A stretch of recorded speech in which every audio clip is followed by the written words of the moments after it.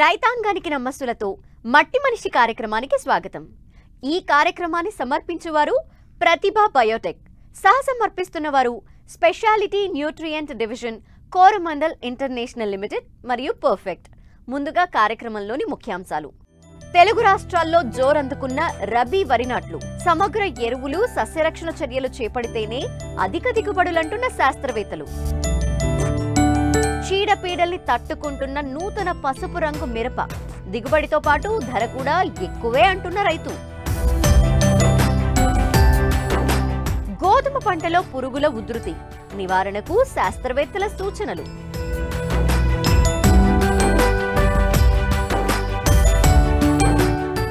తెలుగు రాష్ట్రాల్లో రబీ వరి నాట్లు ఊపందుకున్నాయి. కొన్ని చోట్ల ఇప్పటికే నాట్లు వేయగా మరికొన్ని చోట్ల ఇప్పుడు వేసేందుకు సిద్ధమవుతున్నారు.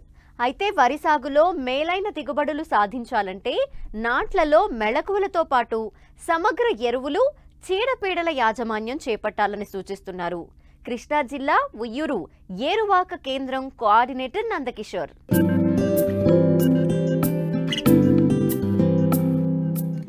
నీటి వసతి ఉన్న ప్రాంతాలలో రబీ వరి సాగులో రైతులు ఉత్సాహంగా ముందడుగు వేస్తున్నారు.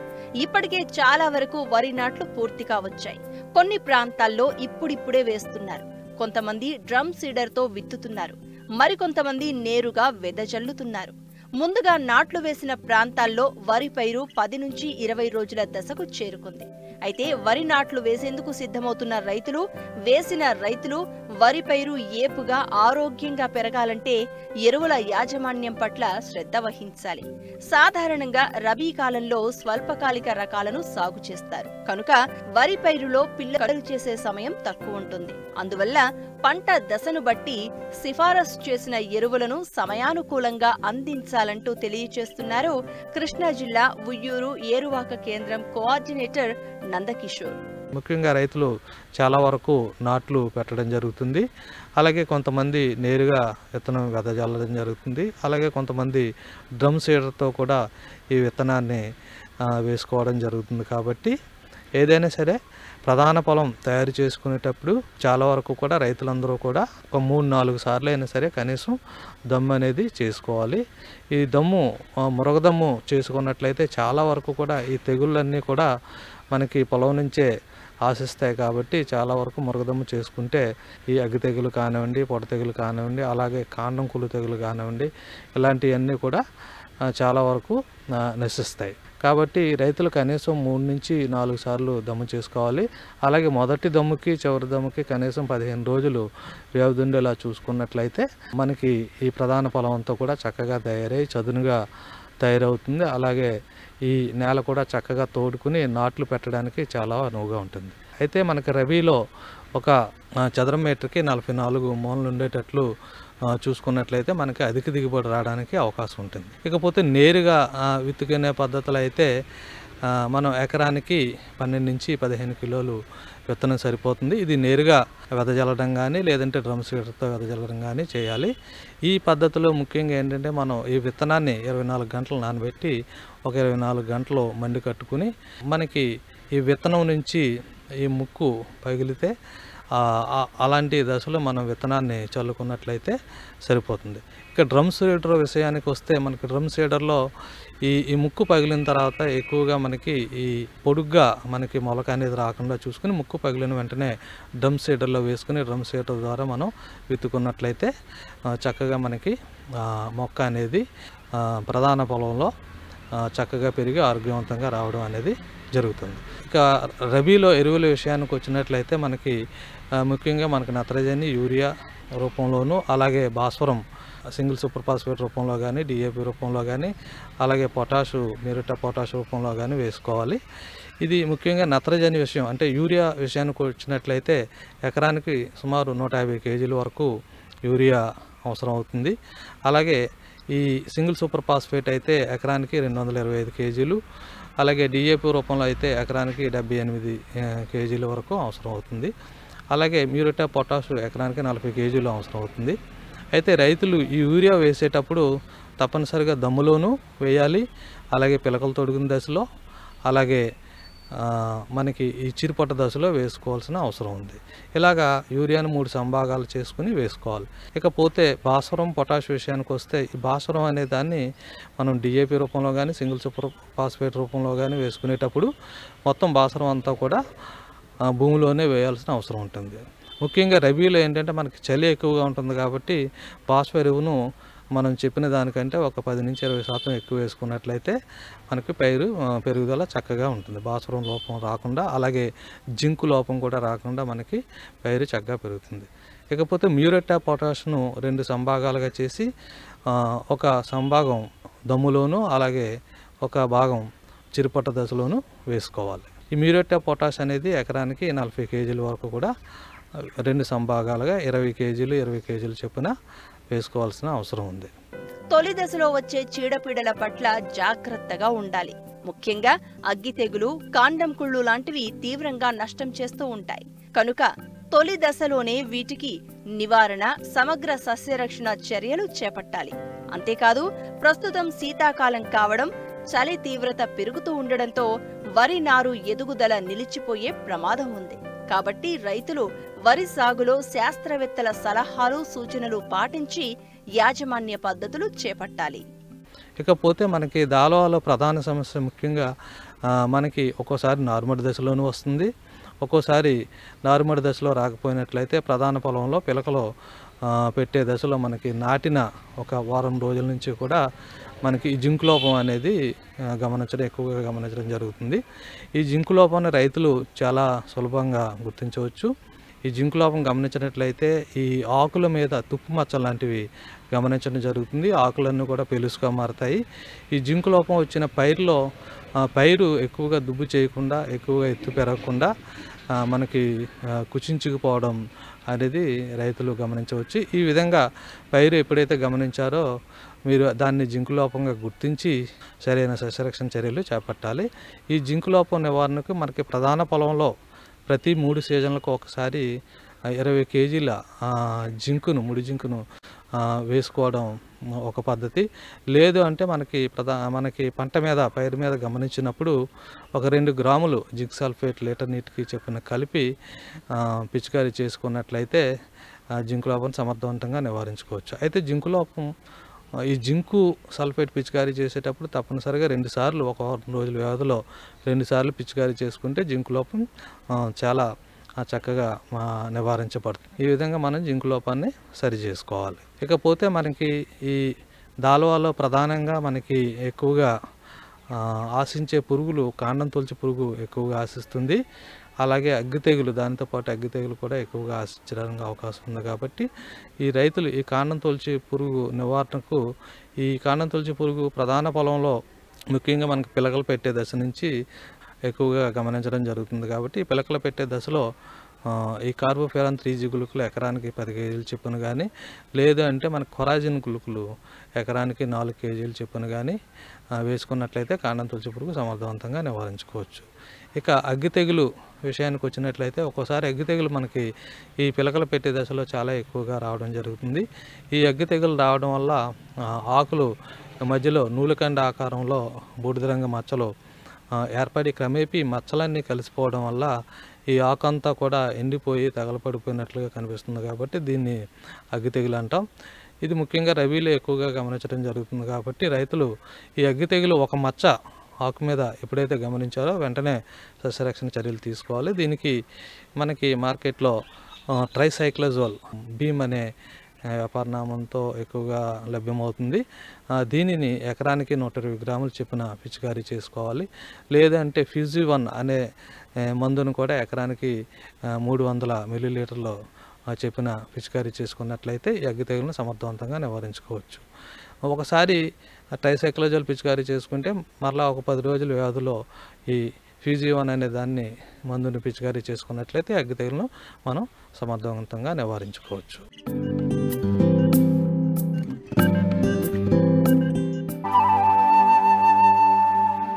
పచ్చిమిర్చి ఆకుపచ్చ రంగులో, ఎండుమిర్చి ఎరుపు రంగులో ఉండటం చూసాం.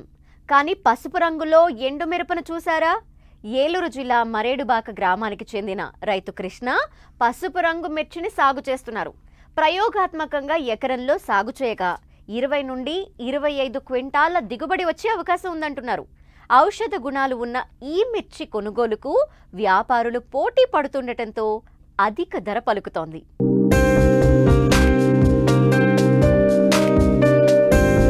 పసుపు రంగు మిర్చి.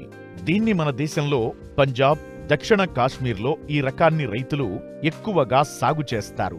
పసుపు రంగు మిరపను మెడిసిన్, కాస్మెటిక్స్ లో అధికంగా వాడుతుంటారు. అలాగే పచ్చళ్ల తయారీ, సాస్, సూప్, వంట రంగుల్లో కూడా వాడుతున్నారు. అందుకే మార్కెట్లో దీనికి డిమాండ్ ఎక్కువ. సాధారణంగా మిరపకాయలు ఆకుపచ్చ రంగులో ఉండి పండిన తరువాత ఎరుపు రంగుకు మారతాయి. ప్రస్తుతం పసుపు రంగులో ఉండే కొత్త రకం మిరప పిందెగా ఉన్నప్పుడు తెల్లగాను, పెరిగే దశలో నల్లగాను, పంట చేతికి వచ్చాక పచ్చగా రంగు మారుతుంది. ఈ రకాన్ని తెలుగు రాష్ట్రాల్లో అక్కడక్కడా పండిస్తున్నారు. సాధారణ మిర్చితో పోల్చితే అధిక ధరలు దక్కుతుండటంతో దీనిపై ఆసక్తి చూపుతున్నారు. ఈ కోవలోనే ఏలూరు జిల్లా కుక్కునూరు మండలం మరేడుబాక గ్రామానికి చెందిన రైతు రింగారెడ్డి కృష్ణ ఎకరంలో ప్రయోగాత్మకంగా ఎల్లో గోల్డ్ రకం మిరపను సాగు చేశారు.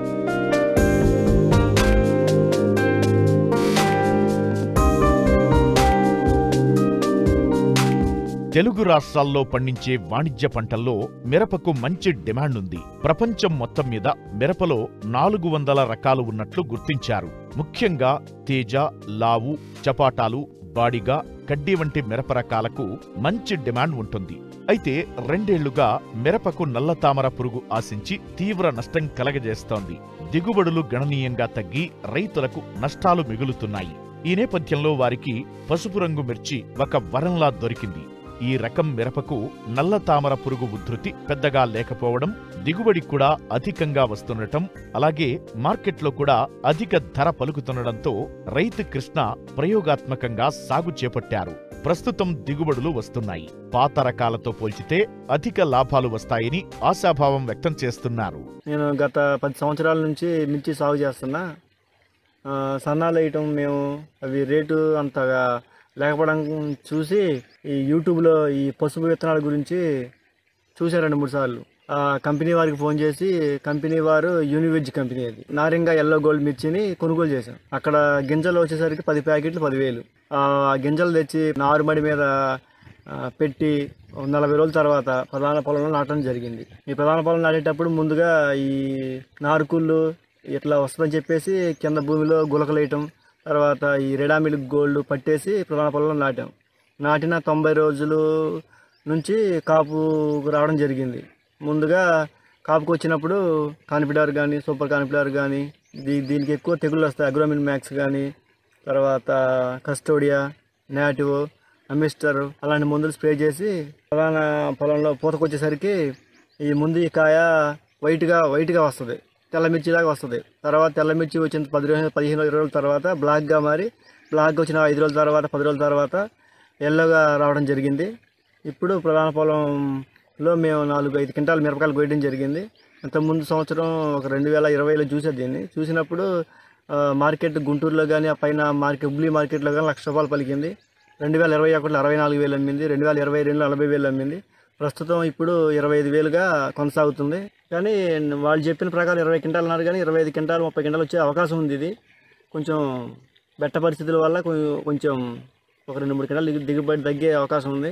ఇది ఎకరానికి 8,000 మొక్క నాటడం జరిగింది. ఈ 8,000 మొక్క నాటే ముందు మనం దుక్కిలో డిఏపి కానీ, పొటాష్ కానీ, యూరియా కలిపి 3 కట్టలు వేయడం జరిగింది. ఇప్పుడు ప్రధాన పొలంలో 8,000 మొక్కలు వేసేటప్పుడు ఒక 5,000 వేయడానికి ఖర్చు వస్తుంది. తర్వాత పెద్దయ్యి పెరిగి కాయలు పండాక ఒక క్వింటాకు వచ్చేసి 3,000 కొయ్యడం జరిగింది. అదే మన ఇంతకుముందు వేసే సన్నాలు అయితే ఒక 5,000-6,000 అవుతుంది. కానీ ఇప్పుడు ఈ ఎల్లో మిర్చి కొయ్యడానికి కూడా సులువుగా ఉంది. ఇంతకుముందు మార్కెట్లలో ఇది అధిక ధరకు పలకటం వల్ల చూసి నేను సాగు చేయడం జరిగింది. ఈ సంవత్సరం కొంచెం వర్షం వల్ల ఇబ్బంది అయ్యి ఒక 2-3 క్వింటాలు దిగుబడి తగ్గే అవకాశం ఉంది. లేకపోతే 25 క్వింటాల దాకా వస్తుంది అనుకుంటున్నా. ఇప్పుడు ప్రస్తుతం ఉన్న మార్కెట్లో అయితే 25,000. ఇంతకుముందు అన్నీ కలిపి పెట్టుబడి చూసుకుంటే 1,50,000 దాకా పెట్టుబడి అవుతుంది. ఒక 50,000 కోత కూలి అవుతుంది. మొత్తం ఒక 2 లక్షలు. ఇప్పుడు 20 క్వింటాలు పడినా సరే ఒక 25,000 లెక్క చూసుకున్నా 5 లక్షలు వస్తుంది. ఈ 2 లక్షలు పోయినా 3 లక్షలు మిగిలే అవకాశం ఉంది ఎల్లో మిర్చి చేయడం ద్వారా. ఈ సన్న మిరపకాయలు అందరూ పండించడం వల్ల కొంచెం రేట్ తక్కువ ఉండటం వల్ల ఈ పసుపు మిరపకాయలు అనుకో అక్కడక్కడ ఎవరు దూరంగా పండిస్తారు కాబట్టి దీనికి అధిక డిమాండ్ వచ్చే ఉందని చెప్పేసి మేము వేయటం జరిగింది. అలాగే ఇప్పుడు ఈ సన్న మిరపకాయలతో పోలిస్తే ఈ పంట ఇప్పుడు 20 క్వింటాలు 25 క్వింటాల దాకా వచ్చే అవకాశం ఉంది దిగుబడి. ఇప్పుడు మనకి పండే తేజ మిరపకాయలు కానీ, నెంబర్ 5 మిరపకాయలు కానీ, తర్వాత ఈ బాడికలు కానీ మన దేశీయ అవసరాల కోసం, తర్వాత ఈ పెయింట్ కోసం, తర్వాత ఈ ఆయిల్ తీయటం కోసం ఉపయోగిస్తారు. అదే ఈ ఎల్లో మిరపకాయలు అయితే మెడిసిన్స్ కానీ కాస్మెటిక్స్ కానీ ఉపయోగిస్తారని యూనివెజ్ కంపెనీ వారు మాకు చెప్పడం జరిగింది. ఈ మెడిసిన్స్కి తర్వాత ఈ కాస్మెటిక్స్కి రేరుగా ఉపయోగించడం వల్ల ఈ మిర్చికి అధిక డిమాండ్ ఉంటుందని చెప్పేసి మేము వేయడం జరిగింది. ఇప్పుడు ఈ నారింగ ఎల్లో గోల్డ్ మిర్చిలో ఉన్న గొప్పతనం ఏంటంటే, ఇంతకుముందు మనం వేసే ఇప్పుడు ఈ తేజ రకాలు కానీ, ఈ నెంబర్ 5 రకాలు కానీ, ఈ కడ్డీ బాడిగా, తర్వాత ఈ 6-3 రకాలు కానీ, తర్వాత 444 రకాలు కానీ ఈ 3-4 సంవత్సరాలు బట్టి విపరీతమైన ఎర్రనల్లి, తామర పురుగుల వల్ల డ్యామేజ్ అయిపోయే తోటలన్నీ అసలు కాయట్ల. అదే ఇప్పుడు ఈ నారింగ ఎల్లో గోల్డ్ పసుపు మిరపకాయల్లో నల్లి ప్రభావం కానీ, తామర పురుగు ప్రభావం కానీ అసలు ఎలాంటిది లేదు. అందుకని ఇది అందరూ ఎవరైనా వేసుకోవచ్చు.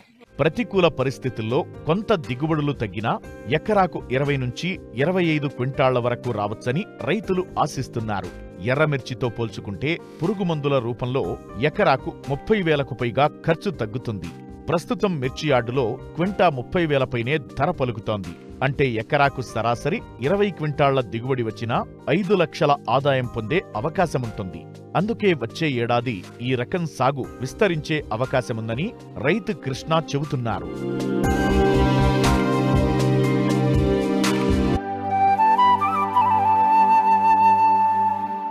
చలికాలంలో మాత్రమే వచ్చే ఆహార పంట గోధుమ. మన దేశంలో అధికంగా ఉత్తర భారతదేశంలో సాగు చేస్తూ ఉంటారు. కానీ తెలంగాణలో చలి ఎక్కువగా ఉండే ఆదిలాబాద్, నిజామాబాద్ జిల్లాలో గోధుమని సాగు చేయటం కనిపిస్తుంది. గోధుమని నేరుగా విత్తి సాగు చేస్తారు. ఇప్పటికే విత్తిన గోధుమ 30 నుండి 45 రోజుల దశలో ఉంది. అయితే గోధుమ పంటలో పురుగుల ఉధృతి పెరిగిందని శాస్త్రవేత్తలు గుర్తించారు. వీటి నివారణకు చేపట్టాల్సిన సస్యరక్షణ చర్యలు ఇప్పుడు చూద్దాం.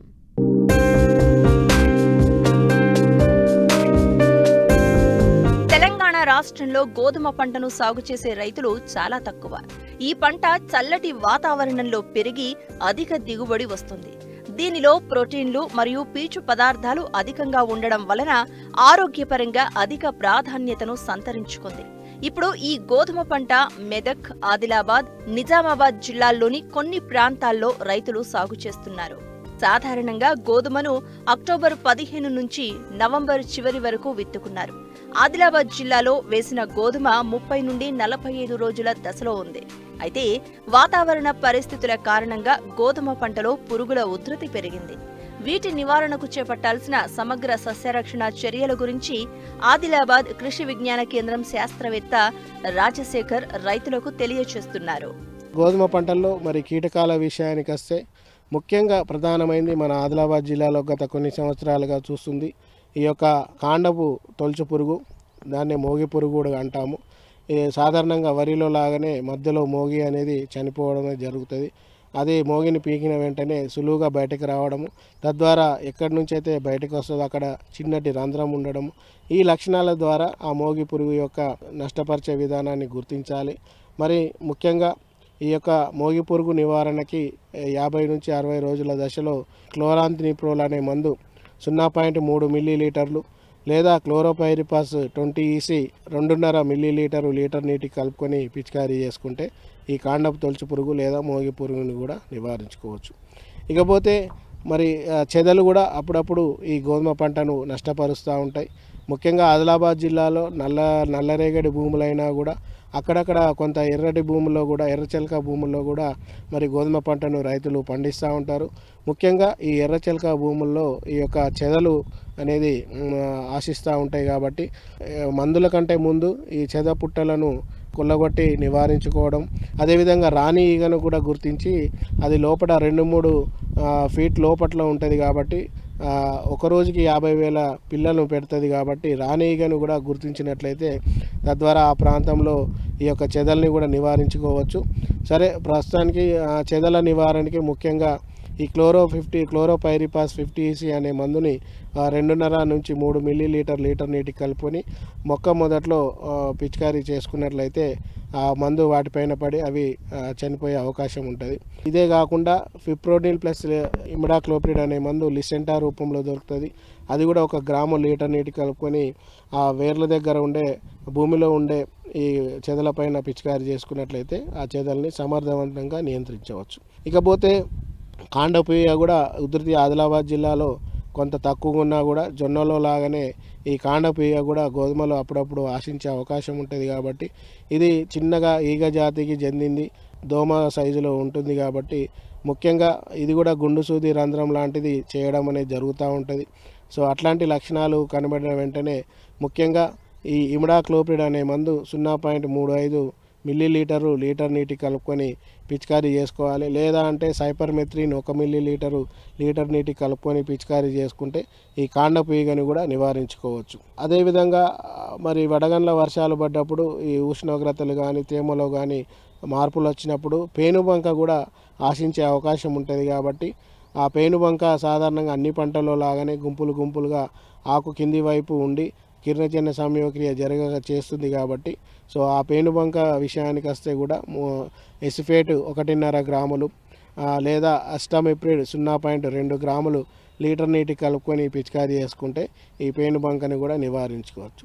సో ఈ విధంగా ఆదిలాబాద్ జిల్లాలో గత కొన్ని సంవత్సరాలుగా గోధుమ పంట అంటే ఇట్లాంటి చీడపీడలకు గురి కాకుండా మరి గత 1-2 ఇయర్స్ నుంచి లేదా రాబో కాలంలో కూడా పంజాబ్ లాంటి రాష్ట్రాలలో ఎక్కువ విస్తీర్ణంలో పండించినా కూడా మరి అక్కడి నుంచి కొంత విత్తనం రావడం తద్వారా ఈ చీడపీడలు వ్యాప్తి చెందే అవకాశం ఉన్నందున రైతులు వీటన్నిటిపైన అవగాహన కలిగి తగు జాగ్రత్తలు తీసుకొని యాజమాన్య పద్ధతులు పాటించినట్లయితే మంచి దిగుబడి వచ్చే అవకాశం ఉంటుంది.